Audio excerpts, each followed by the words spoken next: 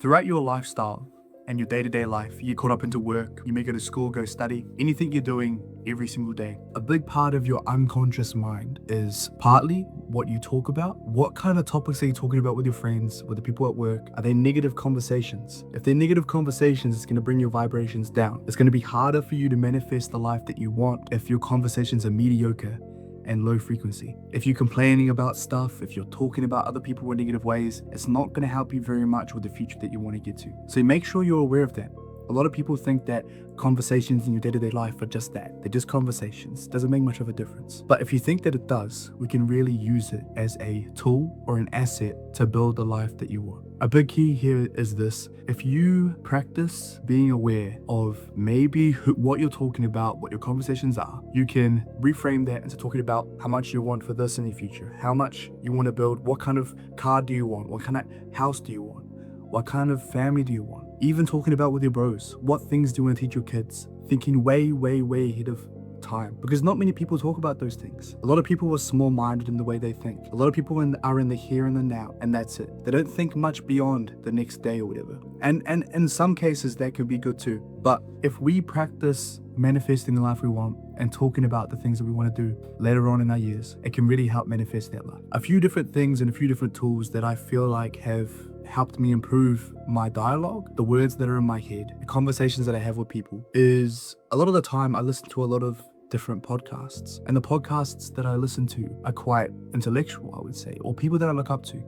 Mainly find people that you would aspire to be like, or that you admire in some way or some area. It will help you when you listen to their podcasts and their conversations. If they're interviewing people that you may want to learn more about, or they're talking about subjects that you want to learn more about, then this can help you in your spare time. It's an easy habit that if you listen to podcasts, then that can increase your dialogue in your brain. You're listening to someone else's conversation that have maybe made more progress in their life and that are maybe a little bit more ahead of you in time. So you listen to what things they talk about and be like, maybe I want to talk about those things with my friends. So podcast is a big key. One of the other things is obviously your positive self-talk. The way you talk about yourself, when you tell your story, you tell people who you are, what you want to do, where you want to be, what kind of story is that? It's very important that your story is strong and has a good foundation. Building a good foundation with your story and the way you talk about yourself just comes with practice. When you journal, when you reflect, whether you voice record yourself and then listen to the voice recording afterwards, whether you write down in a notebook,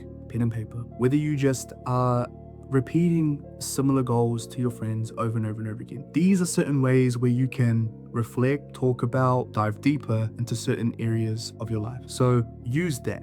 Better your own self-talk with yourself. That's a very big key as well. Talking about more about when you have your conversations with your bros or with your friends, with a close group. The people around you need to be doing similar things that you're doing. It makes your life way easier. If your friends are going out party and they're going out drink and you're trying to go away from that, you're trying to move away from that kind of lifestyle, and they continuously do those certain things, it's not going to make it very easy for you to go away from it. So your friend group, if they're doing the complete opposite things of what you're aspiring to get to, and they're obviously not the right people you need to be around. Sometimes, even for myself, I can be around people doing different stuff, and I don't really feel enticed to have to do the same thing. I've never really tried to follow the crowd as much. I've always tried to do things differently, think differently, be different.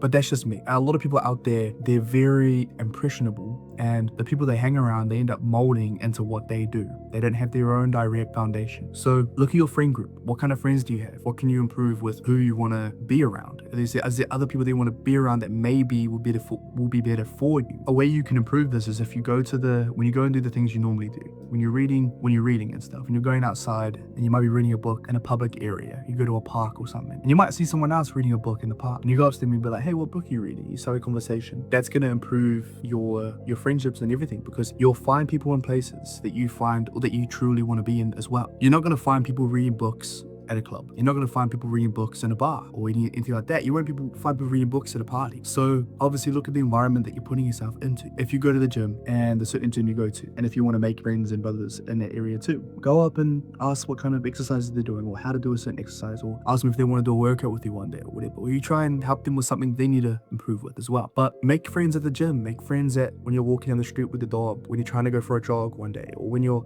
doing all these good habits that help yourself. Socialize during the process process. Do the good habits, socialize with people that do the same things, and then you'll build connections with people that do the same kind of lifestyle. It'll make your life way easier. Another piece of advice when it comes to dialogue and conversation is the type of books that you are reading. If you're watching my videos, I try to promote all the good habits. I want you to be going to the gym, I want you to be reading books and learning, I want you to be practicing your social skills, I want you to be reflecting on yourself, bettering your connection with yourself, knowing who you are, so it improves your mental health. But with the reading, what type of books are you going to choose to read? Now we've got fiction, non-fiction, we've got self-help books, we've got books about history, all these types of things. There is no wrong book to read, really. But when we look at the authors and the different types of writing out there, what kind of books and topics are you going to indulge in? So then add to your arsenal of knowledge of what you're going to talk about with other people, and that's going to make your dialogue, your conversation stronger, because you're going to have something to talk about as well with the books that you read. Yes, so that is this video. I hope you have gained anything from this video. I appreciate you, I believe in you,